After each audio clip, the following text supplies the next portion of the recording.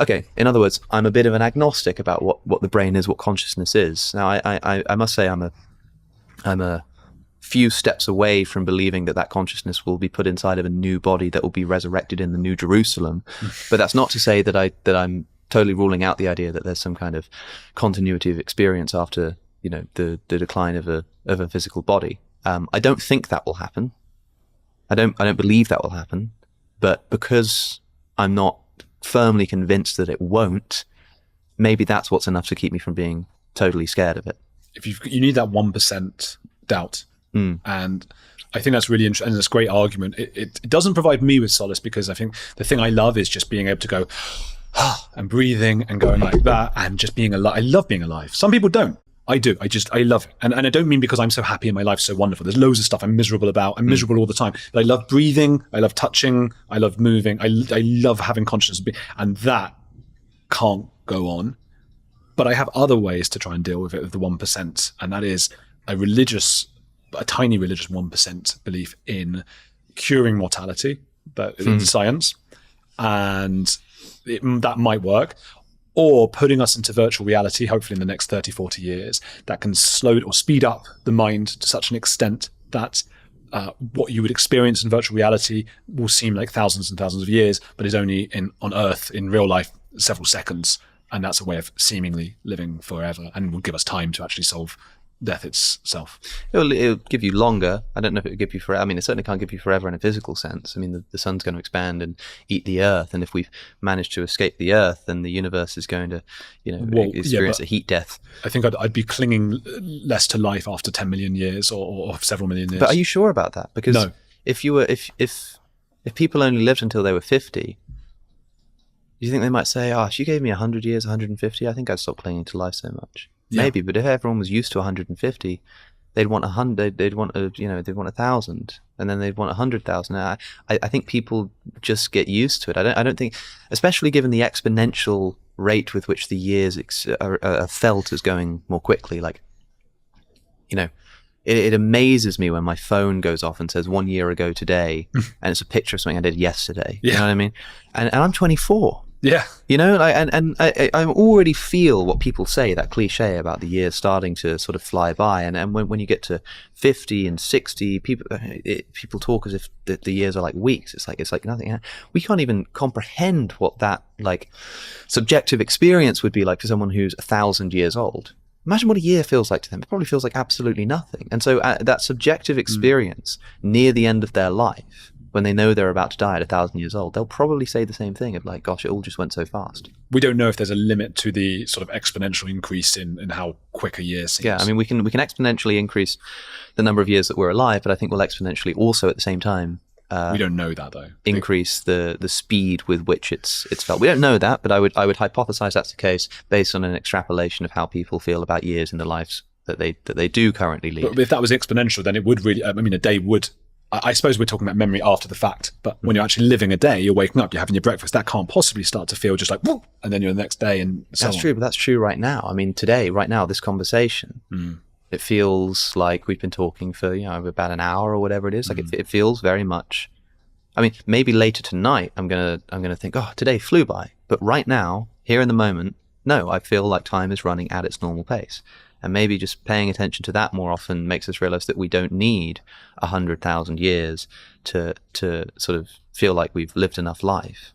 If you spend enough time, people always, it's a big cliche to live in the present, but there's some great wisdom in it, because by doing so, you waste less of the present. I mean, the big problem that you get near the end of your life, probably, I presume, is that you feel like you've wasted so much time. You feel, if only I had more time. The time was there, you just weren't living in it. You were looking back on it more than you were actually experiencing as it went along. Cool, fine. That's all a bit hippy-dippy though, isn't it? I mean, death is still pretty terrifying. Of course it's terrifying. But, I mean, people have pointed out, there are lots of lines on this, and none of them quite do it for me, but there are lots of things for people to consider. The sort of Mark Twain quip about not being alive for billions of years before you're born and not suffering the slightest inconvenience. Okay, that sounds more like a stand-up bit than a bit of consolation. But there is some truth in the fact that days are more valuable the less of them you have. In the same way that if you have $100 in your bank account, $10 is quite a lot. But if you've got $1 million in your bank account, $10 is nothing. And you'll just waste it away. And that's what you'd probably end up doing with your life if you had an eternity ahead of you. I mean, would you be here making this podcast? Would you be, or would you think, oh, I'll do it tomorrow, I'll do it next week, I'll do it in 1,000 years? You know, it's arguable that the only reason that we do anything in the first place is because we have this awareness of our immortality and fear of death. This is terror management theory, Ernest Becker's denial of death, you know, all of this kind of stuff. Maybe the only reason we ever actually do anything is because we're aware of our immortality. Maybe that's what's really separating us from the rest of the animal kingdom. We know we're going to die, and so we constantly engage in things that are sort of symbolic attempts to escape our own death, like writing books and stuff, because we think it's going to outlive us. I mean, look, if I told you you're writing your magnum opus, you've worked your whole life on it, and you're nearly done, and you're about to finish it before you die, and then I told you that after you die, let's say a week after you die, a meteor is going to hit into Earth and it's going to kill everybody. Everyone's just dead instantly. 1 week after you finish your magnum opus and die. Are you more or less motivated to finish your magnum opus? Before you die? Yeah, before you die. Well, yeah, obviously. If you know that as soon as you finish it and you die, a week later, everyone's just going to be dead. No one's probably even going to have time to read the whole thing. No. It's a crazy thought.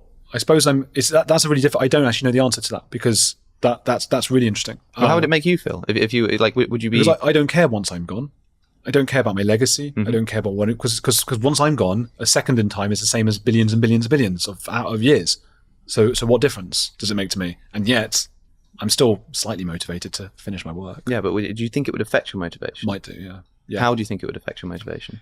It would make me feel like everything's pointless. Right. And it's weird that, because you can cognize, you sort of rationally, you're thinking, well, it doesn't matter after I die, I don't care about that.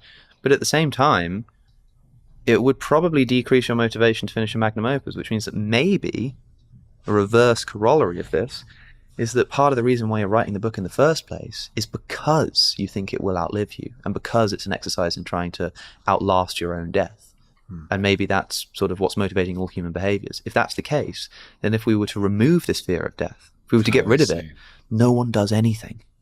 No one writes books. No one makes podcasts, because there isn't that motivation anymore. And maybe that would be a more sorry sight than having to face your own mortality. We are evolutionarily, maybe, like as a society, motivated to build things that will outlast ourselves as part of this kind of legacy. So it seems. And I also wonder, I mean, neither of us have children, and we spoke before about how when people talk about sacrificing themselves for their children, it's difficult to understand. I mean, I understand it in the sense that I know that people do that. Yeah. I've seen the passion. I've heard the stories of people who do that. I understand it in that sense, but I don't understand what it's like experientially to look at someone and think, I would, without even thinking about it, I would die for you. And I have a suspicion that maybe if we have children one day, you know, me and you, separately with our, you know, respective let's see how it goes, spouses, hopefully. Yes. You know, these days anything's possible, but bit forward. Take me out for dinner first. What handsome children we'd have. Yeah, and they could all wear turtlenecks and tweed jackets. Yes. It'd be awesome. Yep. Even the girls, because it is the 21st century after all. It is. I think we might find that the sudden shift that people often report, suddenly after having children, everything becomes about the kids. And that's what puts people off a lot of the time. They think, oh God, am I really willing to put everything else on hold? Do I want to do that? Oh, I don't know. And then they have a kid, and it's like, it's not even a question anymore. It's like, yeah, of course. I mean, not everybody experiences this. You know, there are right. But a lot of people do report this. They say, no, everything in my life is now about this kid, and that's the way I want it to be, because I could never have even predicted the amount of love that I would experience for another person. I just had no idea that kind of thing was possible. Maybe after experiencing that, we might begin to relate to how a lot of people in their old age seem to deal with their mortality by looking to their children. I hope so. Children are a kind of immortality. That's solace for me. If you liked that clip, then you'll love the full conversation, which you can watch right now by clicking just here. Go on.